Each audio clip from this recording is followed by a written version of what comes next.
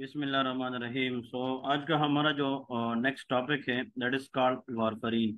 इससे पहले हमने फार्माकोलॉजी के अंदर जो पढ़ा है दैट इज हेपरीन।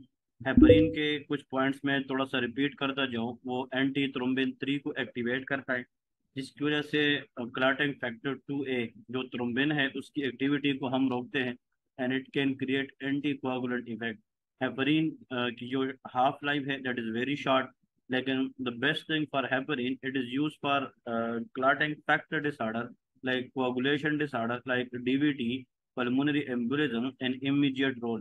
और जो heparin है it can keep the baby happy, therefore it cannot cross placenta, so therefore it is not teratogenic। अगर आप कोई safe anticoagulant pregnancy में देना चाहे so we have the option of heparin। हेपरीन अगर हम यूज करेंगे लॉन्ग टर्म के लिए तो we should monitor the PTT, क्योंकि जो इंट्रिंसिक पाथवे है उनकी क्लॉटिंग फैक्टर को अफेक्ट करना ये हेपरीन का काम है। अभी हम पढ़ेंगे वारफरीन क्या है। वारफरीन जो है इसका एक और नाम भी है, please remember, warfarin is also known as Coumadin. उसका दूसरा नाम क्या है? कोमाडीन। तो वारफरीन को हम कोमाडीन भी कहते हैं। It inhibit vitamin K epoxide reductase by competing with vitamin K। inhibition of vitamin K dependent gamma carboxylation of clotting factor 2, 7, 9, 10 protein C and S। इसका मतलब ये है कि जो विटामिन के है, we already told that some clotting factor dependent on vitamin K for their activation। तो जो विटामिन के है इसकी खुद एक्टिवेशन कौन कराती है? Epoxide reductase. तो वारफरीन क्या करता है? ये लीवर में जाकर इपोक्साइड रिडक्टेज को ये इनहिबिट करता है। So this is the main culprit. ये जो वारफरीन है it inhibit epoxide reductase। if epoxide reductase is inhibited then vitamin K will not work properly। तो इसकी जो क्लॉटिंग फैक्टर है जो विटामिन के डिपेंडेंट है वो सब एक्टिवेट नहीं होगी। Metabolism affected by polymorphism in the gene for vitamin K epoxide reductase complex। in laboratory assay those who use warfarin for longer time they will act on extrinsic pathway, so we should screen the PT, that is called prothrombin time। देखिए इस वेले का है the ex president went to war. देखिए तो अगर हम वारफरीन use करेंगे, वार से मुराद क्या है? वारफरीन। अगर हम वारफरीन यूज करेंगे तो एक्स मीन वो एक्सट्रिंसिक पाथवे पे काम करता है, and a test which can screen extrinsic pathway that is called PT, prothrombin time. तो हेपरीन जब हम यूज करते हैं उसको स्क्रीन करने के लिए हम पीटीटी करते हैं, और जो वारफरीन है अगर इसको हम यूज करेंगे तो उसको स्क्रीन करने के लिए हम पीटीटी करते हैं, और it has long half life. ठीक है जी। नंबर टू, इसकी जो क्लिनिकल यूज है, because of half life which is very very long, it is use for chronic anticoagulation, venous thromboembolism prophylaxis, prevention of stroke and atrial fibrillation। not used in pregnant patient because warfarin unlike heparin can cross placenta। इसलिए कहते हैं जो वारफरीन है it create war with the baby. War mean जंग। कि जो वारफरीन को हम यूज करते हैं in pregnancy it will cross placenta and damage the fetus। So warfarin can create wars with the fetus, and heparin can keep the baby happy। The heparin should be used safe in pregnancy। Warfarin is not used safe in pregnancy। और इसको हम जब हम use करेंगे तो हम monitor करेंगे, that is called PTRINR। लेकिन जो मोस्ट इम्पोर्टेंट इंडिकेटर है that is called PT, prothrombin time, because जो वारफरीन है it mainly act on extensive pathway. अब इसकी जो एडवर्स इफेक्ट है इससे आप लोगों को FCPS पार्ट 1 में जेकेट के अंदर एक MCQ जरूर आता है। देखिए इसकी जो वारफरीन है ये एंटी कोआगुलेंट है। अगर हम ज्यादा डोज में यूज करेंगे तो ये ब्लीडिंग करा सकती है। टेराटोजेनिक इफेक्ट, ये प्रेगनेंसी के अंदर प्लेसेंटा क्रॉस कर सकती है, so it is very very dangerous for the fetus। Skin tissue necrose करा सकती है, ड्रग ड्रग इंटरेक्शन करा सकती है, because it is metabolised by group of enzyme in the liver known as cytochrome P450। देखिए initial risk of hypercoagulation, ये protein C has shorter half life than 2 and 10।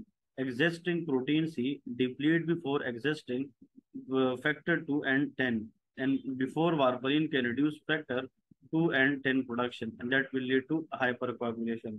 इसका मतलब ये है कि जो प्रोटीन सी है ये प्रोकोगुलेंट है। तो प्रोटीन सी की जो हाफ लाइफ है वो क्लॉटिंग फैक्टर 210 की बनस्बत बहुत शॉर्ट है। इसका मतलब ये जब हम वारफरीन यूज करते हैं तो प्रोटीन C and S जो है वो थोड़ी देर तक रहती है, and that is can cause hypercoagulation. tissue or skin necrosis within first few days of larger doses of warfarin believed to be small vessel microthrombi। Exam के अंदर अगर आ जाए कि वारफरीन देने से अगर कुछ दिनों के बाद वारफरीन देने से अगर there is most important skin tissue necrosis, the most common cause will be small vessel microthrombi। Another very very important one। इसके बाद है हेपरिन ब्रिजिंग। अभी हम डिस्कस करेंगे कि हेपरिन ब्रिजिंग का मतलब क्या है। Heparin frequently used when starting with warfarin। heparin activation of antithrombin 3 enable anticoagulation during initial transient hypercoagulable state caused by warfarin। Initially, heparin therapy reduced the risk of recurrent venous thromboembolism and skin tissue necrosis। कहते हैं कि जो हम वारफरीन इस्तेमाल करेंगे तो उसके साथ हम ब्रिजिंग की तौर पे हम हेपरीन भी देते हैं, क्योंकि वारफरीन खुद एंटी कोआगुलेंट है, लेकिन इनिशियली ट्रांजिएंट ये हाइपर कोआगुलेशन करा सकता है, हाइपर कोएगुलेबल स्टेट कराता है। उस हाइपर कोएगुलेबल स्टेट को प्रिवेंट करने के लिए हम हेपरीन के साथ क्या वारफरीन के साथ हेपरीन दे सकते हैं। फॉर द रिवर्सल ऑफ वारफरीन, अगर एग्जाम के अंदर आ जाए कि वारफरीन टॉक्सिसिटी को रिवर्स करने के लिए क्या देंगे, for the rapid reversal fresh frozen plasma या प्रोथ्रम्बिन कॉम्प्लेक्स कंसंट्रेट। लेकिन क्रोनिक या डिलेड रिवर्सल के लिए हम विटामिन के दे सकते हैं। तो the immediate reversal of warfarin या rapid reversal of warfarin that is achieved by fresh frozen plasma और प्रोथ्रम्बिन कॉम्प्लेक्स कंसंट्रेट। लेकिन जो डिलेड है उसके लिए हम क्या दे सकते हैं, विटामिन के दे सकते हैं। इसके बाद अभी हम डिस्कस करेंगे ये टेबल। अब इस टेबल से आप लोग एक एग्जाम के अंदर क्वेश्चन आएगा, तो please for me the table is much more important and that will sum up each and everything about heparin versus warfarin. अब देखिए रूट ऑफ एडमिनिस्ट्रेशन को देखते हैं। जो हेपरीन है ये हम पेरेंटल रूट से दे सकते हैं लाइक आईवी और सबक्यूटेनियस, लेकिन जो वारफरीन है ये हम मोस्टली ओरली देते हैं। देखिए a route other than oral is known as parenteral, लेकिन most likely IV and subcutaneous ये हम हेपरीन देते हैं। और अगर हम वारफरीन की बात करें ये हम ओरल देते हैं। इसकी साइट ऑफ एक्शन ये ब्लड है, क्योंकि एंटी थ्रोम्बिन 3 को एक्टिवेट करता है जो ब्लड के अंदर पाया जाता है। और इसकी साइट ऑफ एक्शन लीवर है, क्योंकि ये विटामिन के पे काम करता है, epoxide reductase, and that enzyme present in the liver. onset of action is very rapid within seconds। it is slow but limited by half life of normal clotting factor। देखिए इसकी जो onset of action है that is very rapid, but इसकी जो duration है that is within hours। इसका मतलब ये है it is very rapid onset but not long lasting. इसकी जो हाफ लाइफ है वो इतनी कम है कि ये ड्रग ज्यादा देर तक काम नहीं कर सकती। तो rapid action but stay for few hours that is called heparin. अगर वो स्लो आंशिक से लेकिन लॉन्ग लास्टिंग है that will act for days that is called warfarin. इसीलिए इन दोनों चीजों की वजह से heparin use for immediate emergency for DVT, और ये हम क्रोनिक एंटी कोagulation की तौर पे इस्तेमाल। अब ये आप लोगों को याद रखना है मॉनिटरिंग। अगर हम हेपरीन देंगे in a few monitor heparin you should go for PTT that screen intrinsic pathway. अगर हम पीटीआईएनआर करेंगे for warfarin that is extrinsic pathway. In the जो हेपरीन है it can not cross placenta that is not teratogenic, but warfarin can cross placenta that is of teratogenic। So these two are the most important point you people must differentiate in pregnancy who is safe for anticoagulant therapy। तो अगर एक female है उसको DVT है, pulmonary embolism है, but she is the same time pregnant, so the safest anticoagulant in pregnancy that is called heparin rather than warfarin। अब इसके बाद डायरेक्ट कोagulation फैक्टर इनहिबिटर। अब वो ड्रग जो डायरेक्ट कोagulation फैक्टर को इनहिबिट करे they do not usually require lab monitoring. इस तरह हेपरीन और वारफरीन इनको हम जब मॉनिटर करेंगे हमें पीटी या एपीटीटी करना है, लेकिन वो ड्रग जो डायरेक्ट कोagulation फैक्टर को इनहिबिट करे उनके लिए कोई लैब मॉनिटरिंग नहीं चाहिए होती है। अब आते हैं ड्रग की तरफ। Number 1 that is called bivalirudin, that is called argatroban and dabigatran. Very important. इसमें जो इम्पोर्टेंट है वो हमारे पास कौन सा है, बेवालिरोडिन वेरी वेरी इंपॉर्टेंट, एंड डेबिगेट्रिन, ये दोनों बहुत ज्यादा इंपॉर्टेंट है। ठीक है। अब देखिए दे directly inhibit thrombin. Answer is that is 2A।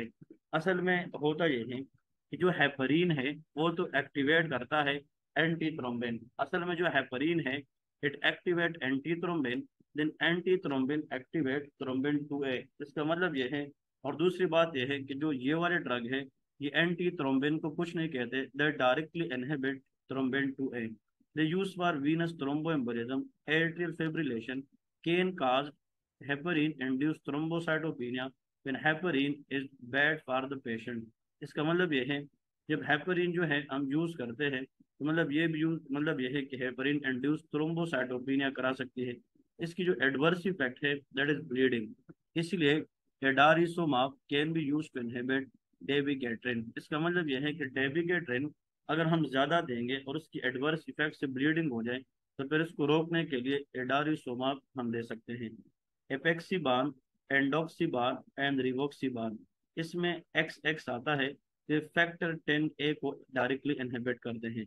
ये जो बेबी बर्डन है और डेबी बिगेट्रिन, ये दो इम्पोर्टेंट है।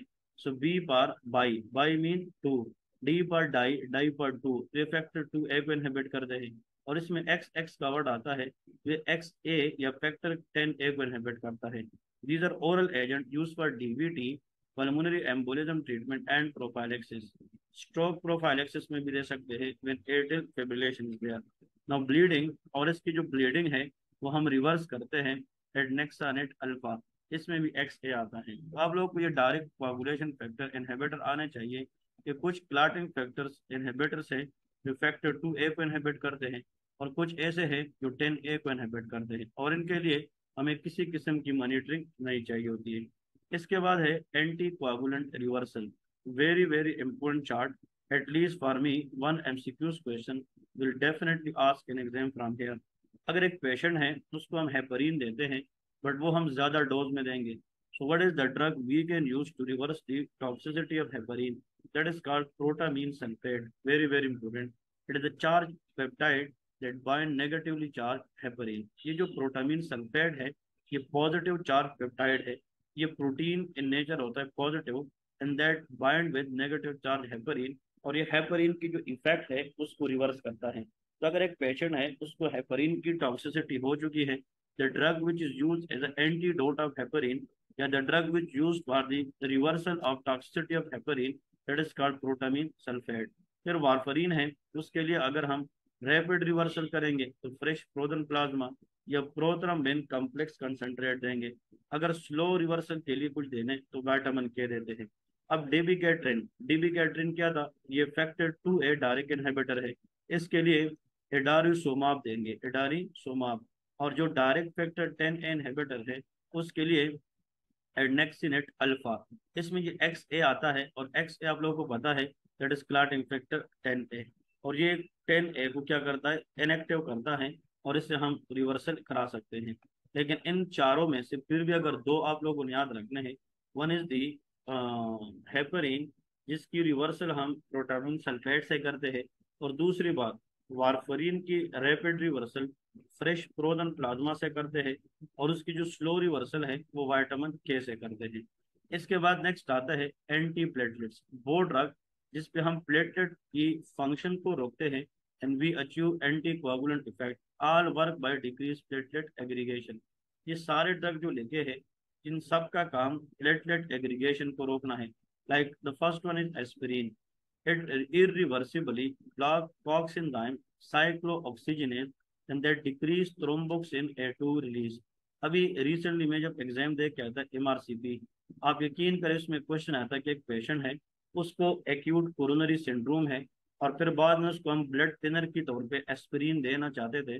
So now aspirin will work on the based of which of the following? The answer was thromboxane A2 release को ये inhibit करता है। और जब थ्रोम्बोक्सिन A2 रिलीज ना हो जाए तो फिर क्या होगा? There will be no platelet aggregation, aggregation नहीं होगी, there will be no clot formation. ये हम एक्यूट कोरोनरी सिंड्रोम में यूज करते हैं, जैसा कि मैंने बताया कोरोनरी स्टंटिंग में, decrease incidence of recurrent thrombotic stroke. और इन सब कंडीशन के अंदर प्लेटलेट यूज करने का मकसद टू मेक द ब्लड या कीप द ब्लड थिन, और इसमें हम थ्रोम्बस या क्लॉट फॉर्मेशन को प्रिवेंट कर सके।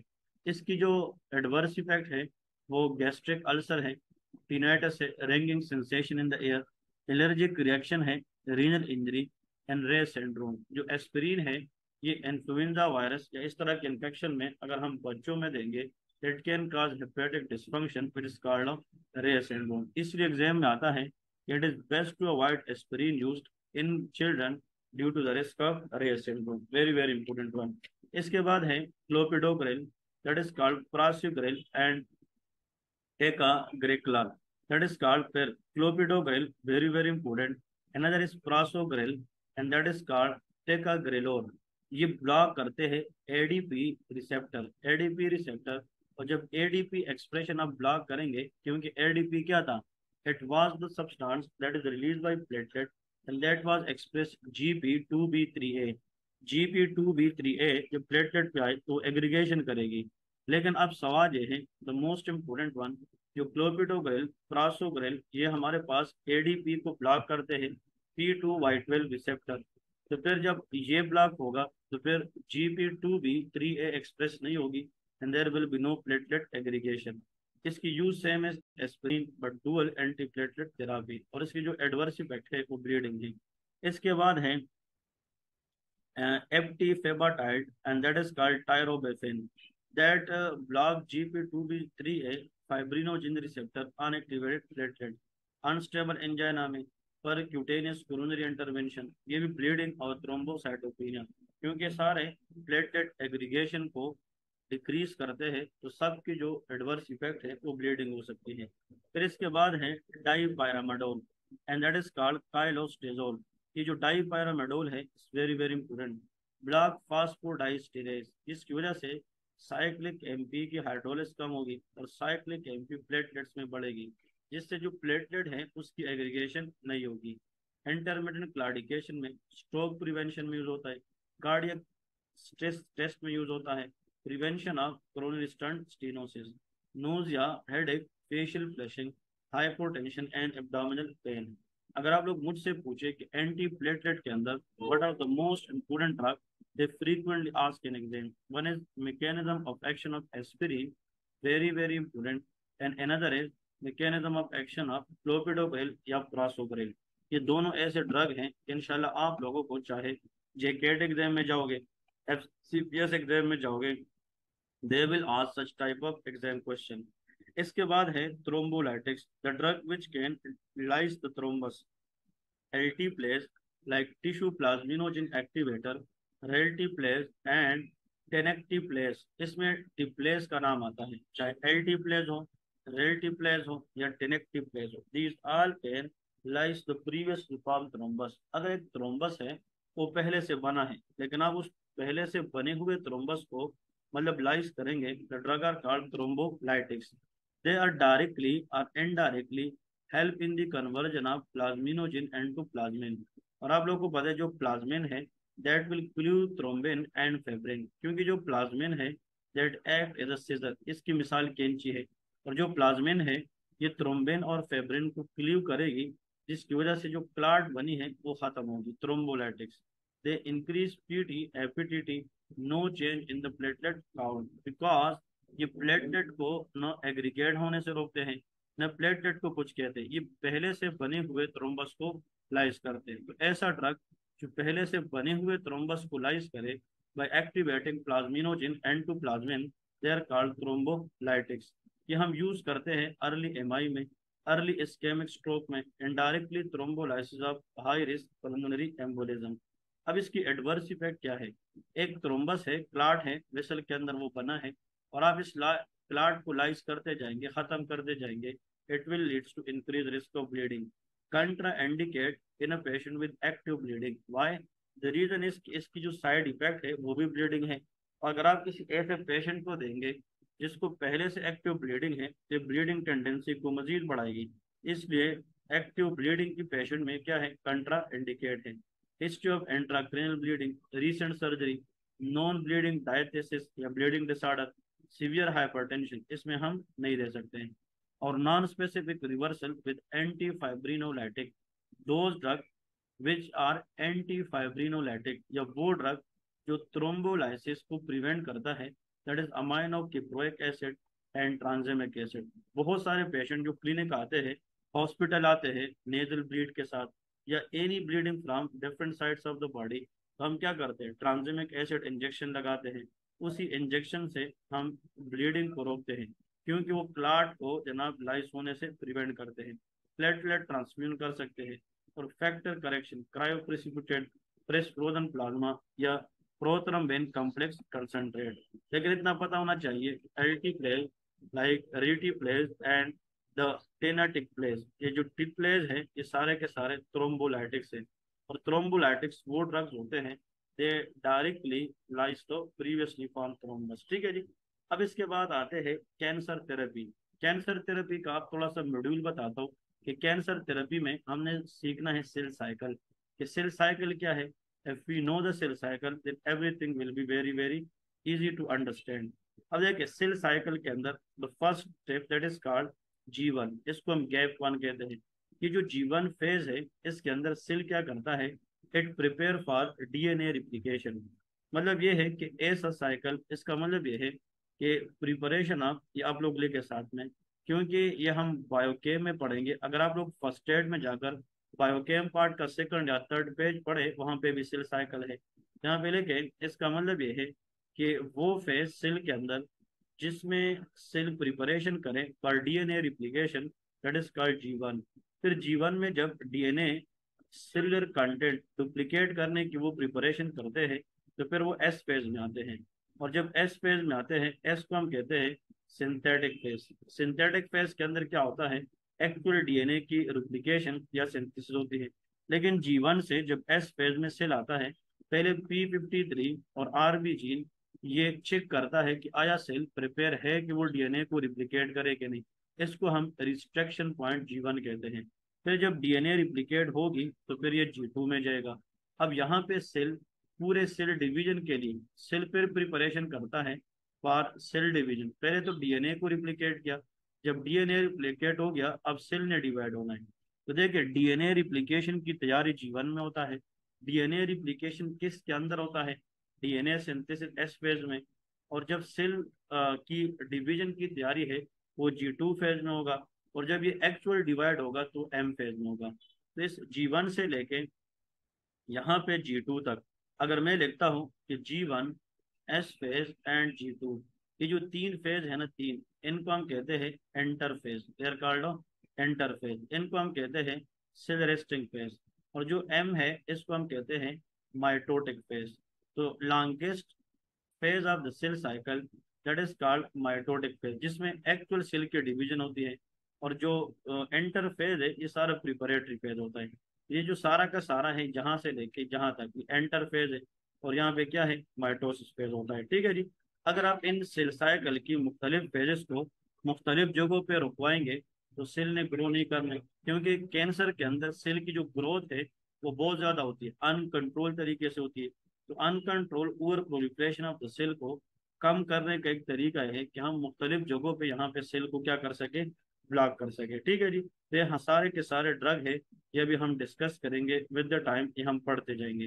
कुछ सेल ऐसे हैं कि वो जब एम फेज से ये एक सेल आया था, अब यहाँ पे देखे एक सेल जो है, यहाँ पे डीएनए एक ही था, यहाँ पे रिप्लिकेट हो गया, यहाँ पे सेल रिप्लिकेट। और जब सेल जो है डीएनए रिप्लिकेशन के बाद एक से दो बन जाते हैं, तो कुछ सेल जो है या तो जी नाट फेज में आते हैं। जी नाट फेज में वो सेल आते हैं जो परमानेंट है, जो बाद में जनाब वो रिप्लिकेट हो नहीं होते। सो दो सेल विच एंटर टू जी नाट या G0 या resting phase, they are permanent cell and they cannot be go toward G1 and they are non-replicating cell। तो अभी आप लोग को एक समझ आ गई कि सेल साइकिल क्या है, इसमें फेजेस क्या है, और उन फेजेस के अंदर कौन कौन से इवेंट्स होते हैं। और इंशाल्लाह इसके बाद जो लेक्चर होगा इसके अंदर हम एंटी कैंसर एजेंट्स की थेरापी पढ़ेंगे। तो सी यू इंशाल्लाह सून। जज़ाकल्लाह।